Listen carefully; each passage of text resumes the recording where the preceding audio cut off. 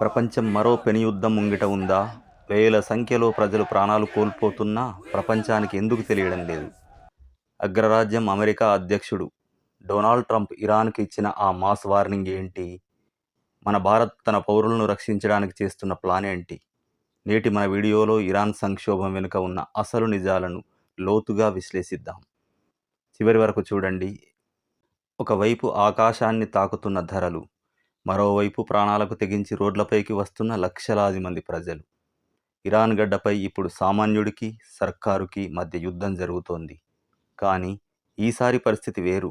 ఎందుకంటే రంగంలోకి ప్రపంచ అగ్రరాజ్యం అమెరికా దిగింది. కరెన్సీ విలువ సున్నాకి పడిపోయింది.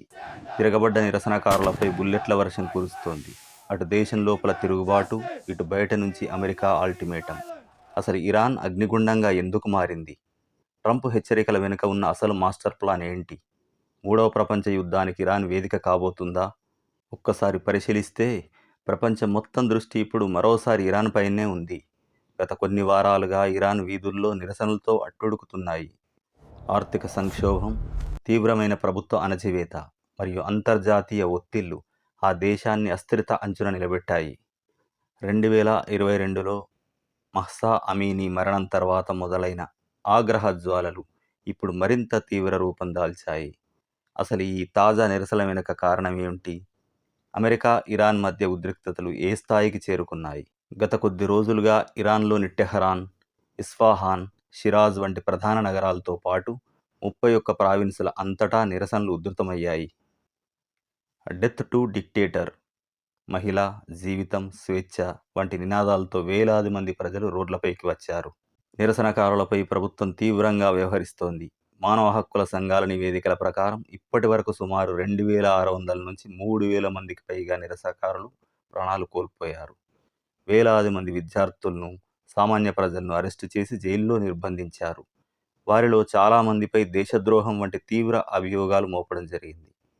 ఈ నిరసనల వ్యాప్తిని అరికట్టడానికి ప్రపంచానికి సమాచారం చేరకూడదని ప్రభుత్వం దేశవ్యాప్తంగా ఇంటర్నెట్ సేవలను పలుమార్లు నిలిపివేసింది. ముఖ్యంగా సోషల్ మీడియా ప్లాట్ఫామ్లను బ్లాక్ చేసింది. ఈ ఇరాన్ కరెన్సీ తాజా నిరసనలకు ప్రధాన ప్రేరణ. రియాల్ విలువ అమెరికన్ డాలర్తో పోలిస్తే రికార్డు స్థాయిలో పడిపోయింది.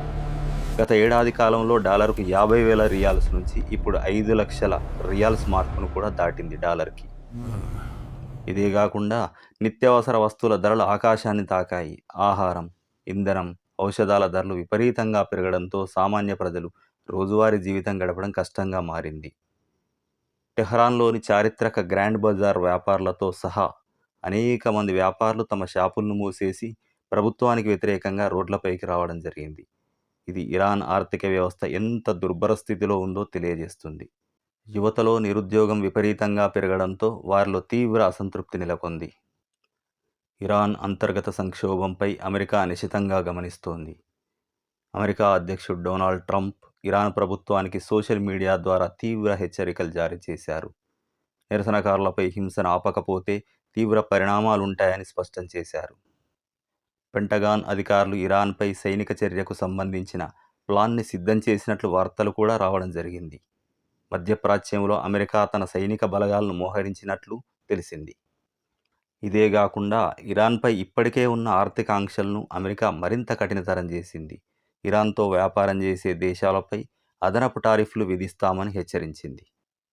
వీటితో పాటు ఇరాన్ అణు కార్యక్రమంపై పెరుగుతున్న ఆందోళనలు కూడా అంతర్జాతీయ ఒత్తిడికి కారణమవుతున్నాయి. అణు ఒప్పందం తిరిగి పునరుద్ధరణపై చర్చలు నిలిచిపోయాయి. దీనికి ప్రతిగా అమెరికా హెచ్చరికలను ఇరాన్ ఖండించింది. తమ అంతర్గత వ్యవహారాల్లో జోక్యం చేసుకుంటే తీవ్ర పరిణామాలుంటాయని ఇరాన్ హెచ్చరించింది. అమెరికా గనక దాడి చేస్తే పొరుగు దేశాల్లో ఉన్న అమెరికా సైనిక స్థావరాలను లక్ష్యంగా చేసుకుంటామని ఇరాన్ మిలిటరీ అధికారులు ప్రకటించారు. అమెరికా తన సార్వభౌమాధికారాన్ని ఉల్లంఘిస్తోందని ఇరాన్ ఐక్యరాజ్య సమితికి కూడా ఫిర్యాదు చేసింది. ప్రస్తుతం ఇరాన్ ప్రభుత్వం అటు దేశీయంగా తీవ్రమైన ప్రజల తిరుగుబాటును, మరోవైపు అంతర్జాతీయంగా అమెరికాతో పెరుగుతున్న యుద్ధ ముప్పును ఏకకాలంలో ఎదుర్కొంటుంది. మరి ఈ పరిస్థితి ఇరాన్ భవిష్యత్తును ప్రశ్నార్థకం చేస్తోంది. ఇలా ఇరాన్లో ప్రతిరోజు కొత్త పరిణామాలు చోటు చేసుకుంటున్నాయి. ఈ పరిస్థితి ఒక పెద్ద యుద్ధానికి దారితీస్తుందా? లేక ఇరాన్లో ప్రజాస్వామ్య విప్లవం వస్తుందా అన్నది కాలమే నిర్ణయించాలి. ఈ క్లిష్టమైన పరిణామాలపై మీ అభిప్రాయాన్ని కామెంట్స్ రూపంలో తెలియజేయండి. ఇలాంటి మరిన్ని తాజా, లోతైన విశ్లేషణ కోసం మా ఛానల్ని సబ్స్క్రైబ్ చేసుకోండి. Thank you.